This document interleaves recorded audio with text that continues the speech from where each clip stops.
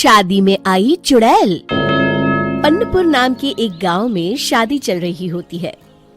वाह, मजा आ गया फूफा जी। शादी में क्या खाना बना है? बाराती तो उंगलियां चाटते रह जाएंगे। हाँ, तुमने सही कहा। पनीर की सब्जी का तो कोई जवाब ही नहीं। दूसरी तरफ पंडित जी फेरों की तैयारी कर रहे होते हैं कि तभी वहाँ एक चुड़ैल आ जाती है। अरे मर गया रे, ये चुड़ैल यहाँ क्या कर रही है? अरे दिवाकर जी, ये आपकी कौन सी रिश्तेदार है? अरे मुझे क्या पता। क्या भाग्यवान, कहीं ये तुम्हारे मायके से तो नहीं आई है?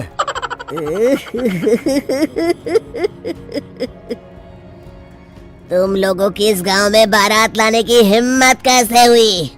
मेरे रहते इस गांव में किसी की शादी नहीं हो सकती। अब तुम लोग देखो मैं क्या करती हूँ। अरे मर गया रे, मैंने सुना है ये जबान की पक्की है। भागो रे भागो, वरना ये चुड़ैल किसी को नहीं छोड़ेगी। हाँ, तुम सही कहते हो मोहन भाई। यहाँ से भाग लेने में ही हम सबकी भलाई है। देखते ही देखते शादी के मंडप में भगदड़ मच जाती है और चुड़ैल सब कुछ उजाड़ कर रख देती है। फिर एक दिन मोहन की शादी तय हो जाती है। अरे भाई, अगले हफ्ते मेरी शादी तय हो गई है, लेकिन इस चुड़ैल की दहशत के मारे तो मेरे हाथ पैर कांप रहे हैं। अरे मोहन, तुम्हारा दिमाग तो खराब नहीं हो गया? तुम अपने साथ साथ हम सब गांव वालों को भी बलि का बकरा बनाना चाहते हो? उस चुड़ैल के रहते तुमने अपनी शादी के बारे में सोच भी कैसे लिया? देखो गोपाल, डर तो मुझे भी लग रहा है, लेकिन उस चुड़ैल के डर से मैं जिंदगी भर कुंवारा तो नहीं रह सकता। तभी वहाँ मोहन के होने वाले ससुर आ जाते हैं। अरे ससुर जी, आप देखो, अब तक मैं तुम्हारा ससुर बना नहीं हूँ और शायद बनूंगा भी नहीं।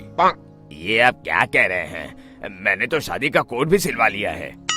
मैं अपनी बेटी की शादी किसी अच्छे गांव में कराना चाहता हूँ। तुम्हारा गांव तो भूतिया गांव है। मैं तो क्या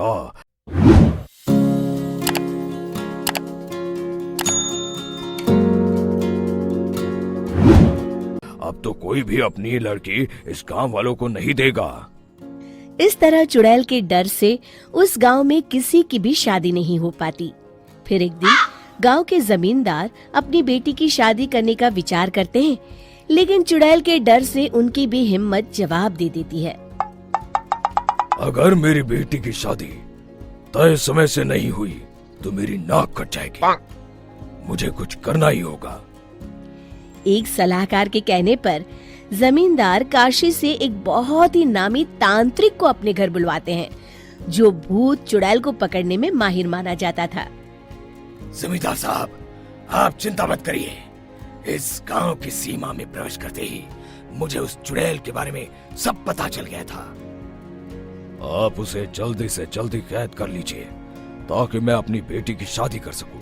जब वो चुड़ैल एक इंसान थी, तब ठीक उसकी शादी करने वाले दिन ही उसकी और उसके होने वाले पति की एक दुर्घटना में मौत हो गई थी। उसका होने वाला पति आज भी भूत बनकर जंगल में भटकता है। इसलिए जब तक चुड़ैल की शादी नहीं हो जाएगी, वो किसी और की भी शादी नहीं होने देगी। ये आप क्या कह रहे हैं? अगर वो भूत भी हमारे गांव में आ गया, तब हमारा क्या होगा?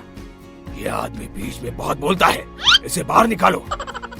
उसके बाद तांत्रिक बताते हैं कि अगर उस भूत के साथ चुड़ैल की शादी करा दी जाए तो वो चुड़ैल हमेशा हमेशा के लिए उस गांव को छोड़कर चली जाएगी। जमींदार साहब, आप अपनी बेटी की शादी की तैयारी शुरू कर दीजिए। मैं कुछ गांव वालों को अपने साथ लेकर उस भूत को ढूंढने जंगल की ओर जाता हूँ। इस तरह जमींदार निश्चित होकर अपनी बेटी की शादी करवाने लगते हैं, लेकिन तभी वहाँ चुड़ैल आ जाती है। मैंने तुम गांव वालों को समझाया था ना कि इस गांव में कभी कोई शादी नहीं करेगा। लगता है तुम लोग मुझे हल्के में ले रहे हो। चुड़ैल जमींदार की बेटी को उठा लेती है।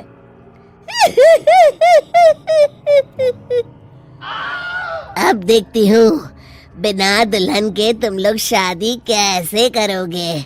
मैं इसे अपने साथ ले जा रही हूँ।